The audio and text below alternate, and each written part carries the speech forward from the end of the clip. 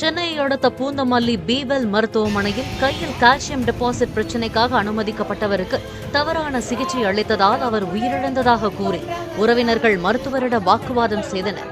உயிரிழந்த ராஜேஸ்வரன் என்பவருக்கு அறுவை சிகிச்சைக்கு முன்பு மூச்சு திணறல் ஏற்பட்டதாக மருத்துவர்கள் தெரிவித்ததாகவும் தங்களை கலந்தாலோசிக்காமல் அவரது கழுத்து பகுதியில் துளையிட்டனர் என்றும் கூறி உறவினர்கள் கடும் வாக்குவாதத்தில் ஈடுபட்டனர்.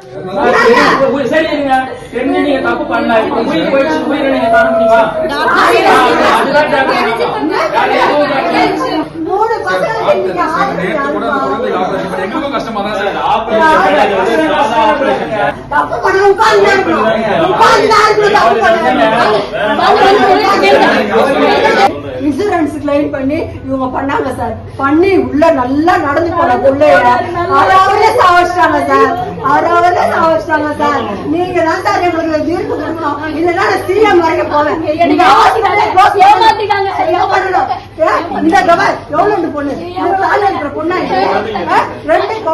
ஏற்கனவே வேறொரு மருத்துவமனையில் சிகிச்சையில் இருந்த ராஜேஸ்வரனை தங்கள் மருத்துவமனைக்கு அழைத்து வந்தனர் என்றும் அறுவை சிகிச்சை அறைக்கு அழைத்து வரும்போதே அவருக்கு மூச்சு திணறல் ஏற்பட்டதாகவும் மருத்துவமனை தரப்பு விளக்கம் அளித்துள்ளது.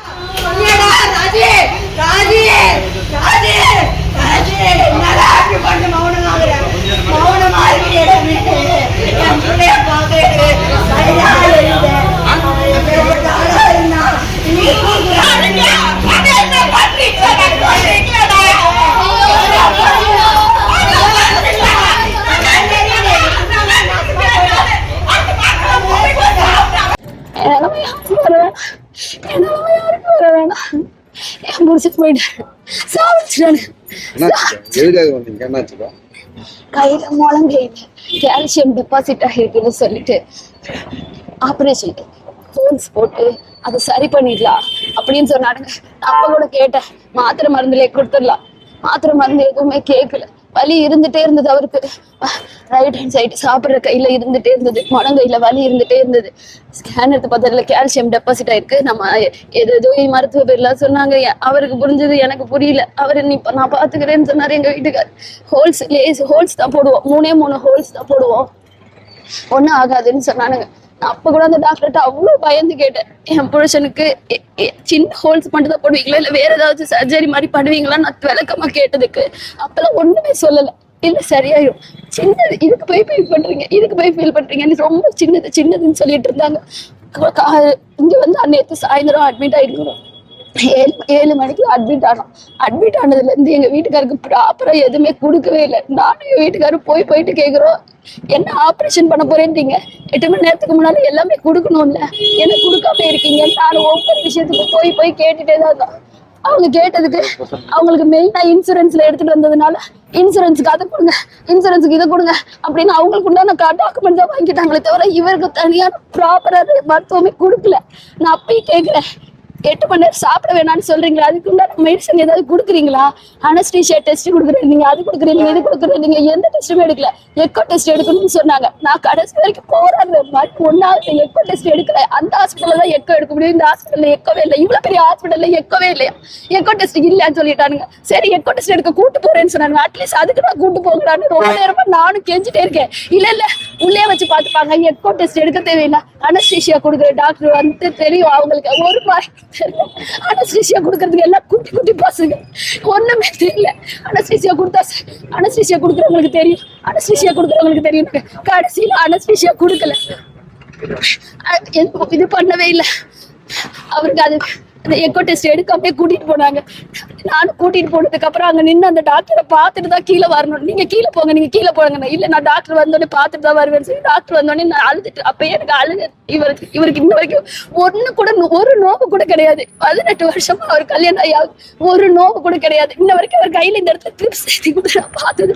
இன்னைக்கு ட்ரிப்ஸ் ஏற்றும் போது கூட நான் அழுது. அவர் தைரியமா இந்த ட்ரிப்ஸுக்கே அழுவுறேன், இங்க இருக்கிறதுக்கு என்ன பண்ணுவேன் அப்படின்னு சொல்லி சொன்னாரு. இல்ல மாமா, நீங்க ட்ரிப்ஸ் ஏத்தி நான் பார்த்ததே இல்ல மாமா, இந்த ட்ரிப்ஸ் ட்ரிப்ஸ் கூட சொல்ல வலிக்குது சார். எல்லா ப்ரொசீஜரும் முடிச்சுட்டு அவசரமா 1:30 மணிக்கு கூட்டு போனாங்க. 1:50 இருக்கும் வந்து கூட்டு போயிட்டு உள்ள போயிட்டாங்க. டாக்டர் வந்து நீ ஒன்றும் இல்லம்மா, இதெல்லாம் மேஜர் கிடையாது, மைனர் ஆப்ரேஷன், இதுக்கு போய் நீங்க ஃபீல் பண்ணி அழுவுறீங்க, அதெல்லாம் ஒன்றும் இல்லை, நீங்க போங்க கீழே. இல்லை நான் இங்கே நிற்கிறேன் டாக்டர். இல்லை நீங்க கீழே போங்க, நாங்கள் கால் பண்ணுவோம், ஆப்ரேஷன் முடிச்சுட்டு நாங்கள் கால் பண்ணுவோம், நீங்க போங்க. நாங்கள் சரி, நான் ஆப்ரேஷன் முடிகிற வரைக்கும் நம்ம கீழே இருக்கலாம்னு நானும் எட்டி 3 மணி ஆச்சு, 3:15 ஆச்சு, 3:30 ஆச்சு. அந்த நர்ஸ் பண்ணிட்டு போய் நான் கேட்குறேன், கால் பண்ணாங்களா, ஐசியூல ஆப்ரேஷன் தியேட்டர்ல இருந்து கால் பண்ணாங்களா, நான் போட்டுமான்னு கேட்டதுக்கு இருங்க கூப்பிடுவாங்க. நான் அப்புறமே வந்தாங்க, ஒருத்தர் வந்து வாங்க சார் கூப்பிடுறாரு உங்களை அப்படி சொன்னேன். நானும் போனதுக்கு அப்புறம் ஏம்மா உங்க வீட்டுக்காருக்கு வந்து எப்படி அபார்த்தமா, ஏம்மா உங்க வீட்டுக்காருக்கு வந்து கார்டியாட்டிக் அரெஸ்ட் இருக்காமா முன்னாலே அப்படிங்கிட்ட. அப்பயே எனக்கு தெரிஞ்சிச்சு, இந்த ஃப்ராடு பசங்க ஏதோ பண்ணிட்டானுங்க எங்க வீட்டுக்காரர், தெரிஞ்சிச்சு. போதுங்க சொல்லுங்க, சத்தியமா சொல்லுங்க, என்னாச்சு என் புருஷனுக்கு? இல்லம்மா அனஸ்டாங்க, ஒண்ணுமே ப்ரொசீஜரே ஸ்டார்ட் பண்ணல, ஒரு ப்ரொசீஜரும் நாங்க ஸ்டார்ட் பண்ணல. நாங்க வந்து இதுதான் அனஸ்டீஷியா கொடுத்தோன்னே உங்க வீட்டுக்காருக்கு கார்டியாட்டிக் அரெஸ்ட் ஆச்சு அப்படின்னு சொன்னாங்க. எனக்கு பயம் வந்துட்டு நான் எங்க வீட்டுக்கார் எங்க குழந்தைக்கு உடனே கால் பண்ணி சித்தப்பா வர சொல்லு, சித்தப்பா கிட்ட சொல்லு, எல்லாத்தையும் சொல்லிட்டு என் சைட்ல இருக்க எல்லாருக்கும் நான் கால் பண்ணி சொன்னேன், வந்துருங்க, எனக்கு ஒண்ணும் புரியல, எனக்கு பயமா இருக்கு, இவனுங்க பண்றதை பார்த்தா எனக்கு பயமா இருக்கு. ஆனா அப்பயா எல்லாரும் மூஞ்சிலையும் உயிரோட தான் இருக்காரு, காப்பாத்திடலாம் போயிட்டு இருக்குன்னு அப்படி சொல்ல வேண்டாம். நானும் ஒவ்வொருத்தையும் கேட்கிறேன், சொல்லுங்க கேட்டேன். இல்ல உள்ள ட்ரீட்மெண்ட் போயிட்டு இருக்கு, கார்டியாட்டிக் அரெஸ்ட் ஆயிடுச்சு, உள்ள ட்ரீட்மெண்ட் போயிட்டே இருக்குன்னு தான் சொன்னாங்க. கடைசியில என்ன ட்ரீட்மெண்ட்டும் போகல. கடைசியில உள்ள போய் நான் அவரை பார்க்கணும் சொல்றேன். உள்ள போய் பார்த்ததுக்கு அப்புறம் பார்த்தா இந்த இடத்துல பெருசா ஹோல் போட்டு வச்சிருக்காங்க, பெரிய ஹோல்ஸ் மாதிரி போட்டு வச்சிருக்காங்க, ரத்தமா போயிடுச்சு எங்க மாமாவுக்கு. எங்க மாமா கையில ஆபரேஷனுக்கு இங்க எதுக்கு சார் அவ்வளவு பிளட் கண்ணு, இந்த இடத்துல எல்லாம் பிளட், இங்கெல்லாம் பிளட், அப்படியே பிளட் ஆக்கி வச்சிருக்காங்க. என்னடா பண்ணீங்கன்னா ஒண்ணுமே பண்ணலங்கிறாங்க. இதுல ப்ரொசீஜர் ஸ்டார்ட் பண்ணலங்கிறாங்க. என்ன ப்ரொசீஜர் பண்ணி தொலைச்சிங்க? என் புருஷனை இப்படி அப்பாட்ட தூக்கிட்டு போயிட்டு அப்படி ஐயோ நல்லா இருக்க மாட்டாங்க, அவனை நல்லா இருக்க யாரும் வராதிங்க, சத்தியமா இந்த ஹாஸ்பிட்டல் வராதிங்க, இந்த ஹாஸ்பிட்டல் வராதிங்க. சூப்பர் ஸ்பெஷாலிட்டியா, இதெல்லாம் super speciality. Normal government hospital போயிருந்தா கூட நல்லா இருந்திருக்கும். இன்சூரன்ஸ் இருக்குன்னு சொல்லி எங்களை ஏமாத்தி கூட்டு வந்தாங்க சார். இறந்தவரோட தம்பி நான் பேசுறேன். அவருக்கு வந்து கொஞ்ச நாளாவே வந்து கையில் வந்து எலும்பு வளர்ந்துருக்கு அப்படின்னு சொல்லியிருந்தாங்க. நாங்களும் சில ட்ரீட்மெண்ட் வெளியிலலாம் பார்த்துட்டு இருந்தோம். அப்போது எக்ஸ்ரே எடுத்தாங்க, மற்ற சிடி ஸ்கேன் எடுத்தாங்க. அதில் தெரிஞ்சது என்ன அப்படின்னா, கையில் ரைட் ஹேண்டில் வந்து எலும்பு வளர்ந்துருக்கு அப்படின்னு சொல்லிட்டு தெரிஞ்சுது.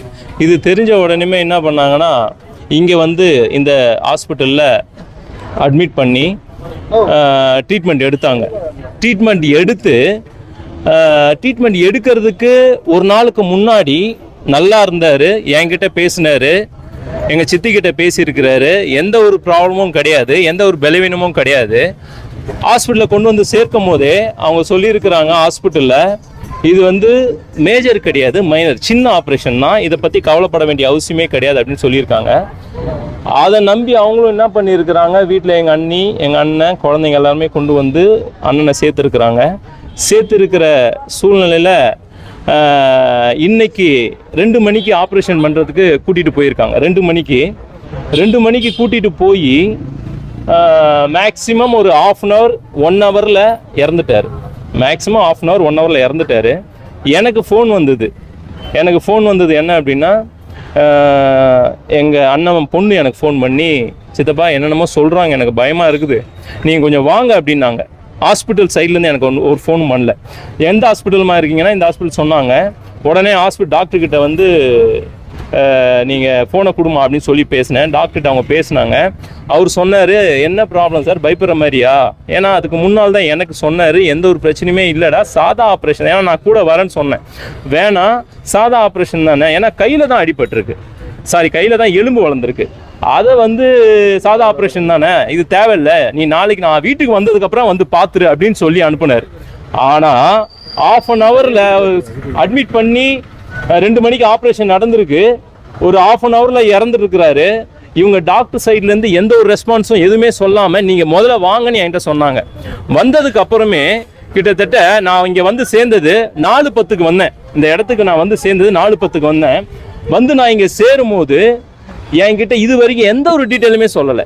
என்கிட்ட நானே தோண்டி தான் அவர்கிட்ட கேட்டேன், சார் உண்மையாக தயவு செய்து எது வந்தாலும் சொல்லிடுங்க அப்படின்னு நான் கேட்டேன். ஆனால் எதுவுமே அவங்க கடைசி வரைக்கும் சொல்லலை. அதுக்கப்புறமே நானே ஓப்பனாக கேட்டேன் அவர்கிட்ட, தனியாக கூட்டின்னு போயிட்டு நீங்கள் எது வந்தாலும் என்கிட்ட சொல்லிடுங்க சார். ஓப்பனாகவே கேட்டேன், சாட்சி என் கூட இருக்கிறவங்க இறந்துட்டாங்களா அப்படின்னே நான் அவங்க கிட்ட கேட்டேன். அதுக்கப்புறமும் அவர் என்ன சொல்றாரு, சார் ஒரு 2 நிமிஷம் வெயிட் பண்ணுங்க நான் சொல்லிடுறேன், 2 நிமிஷம் வெயிட் பண்ணுங்க நான் சொல்லிடுறேன் அப்படின்னு சொல்லிட்டு அதுக்கப்புறமேட்டு நான் என்ன சொன்னேன், நான் டோரை ஓப்பன் பண்ணி நான் போய் நேரில் போய் பார்க்குறேன், உள்ளே போய் நான் பார்க்குறேன் அப்படின்னு நான் சொல்லும் போது அதுக்கப்புறம் சொல்கிறாங்க, சார் பல்ஸ் நின்று போயிடுச்சு சார், பல்ஸ் நின்று போயிடுச்சு அப்படின்றாங்க. இந்த ஹாஸ்பிட்டலில் செஞ்ச 2 தவறு என்ன அப்படின்னா, ஃபர்ஸ்ட் இன்ஃபார்ம் பண்ணாம தொண்டையில கத்தி வச்சு ஓட்ட போட்டுறாரு. 2 விஷயம். ஒன்று, இன்ஃபார்ம் பண்ணல, தொண்டையில வந்து அறுத்துருக்குறாங்க, எங்க கிட்ட ஒரு வார்த்தை கூட சொல்லலை. ஒன்று. ரெண்டாவது, ஒருத்தவங்க பலவீனமா இருக்கிறாங்க அப்படின்னா, இந்த ஆப்ரேஷன் பண்ண போறாங்க அப்படின்னா என்ன பண்ணணும்னா எல்லா டெஸ்ட்டுமே எடுக்கணும். ஒரு டெஸ்ட்டுமே எடுக்கல. முக்கியமா அவருக்கு ஹார்ட்ல ப்ராப்ளம் இருக்குது அப்படின்னா எக்கோ எடுக்கணும். எக்கோ எடுத்தாதான் அடுத்தது என்ன பண்ணணும்ன்றதை சொல்லணும். பண்ணலாமா வேணாமான்ட்டு. அவங்களுக்கு ஹார்ட்ல ஆப்ரேஷன் பண்ணும் போதே ஹார்ட் அட்டாக் வந்துச்சுன்னு எப்படி இவங்க சொல்ல முடியும்? அப்போ எக்கோ எடுத்திருந்தா ஹார்ட்ல ப்ராப்ளம் இருக்குதுன்னா இவங்க ஏன் அதை வந்து ஆப்ரேஷனை நிறுத்திருக்கலாம்ல? ஃபர்ஸ்ட் விஷயம், எக்கோ எடுக்கல.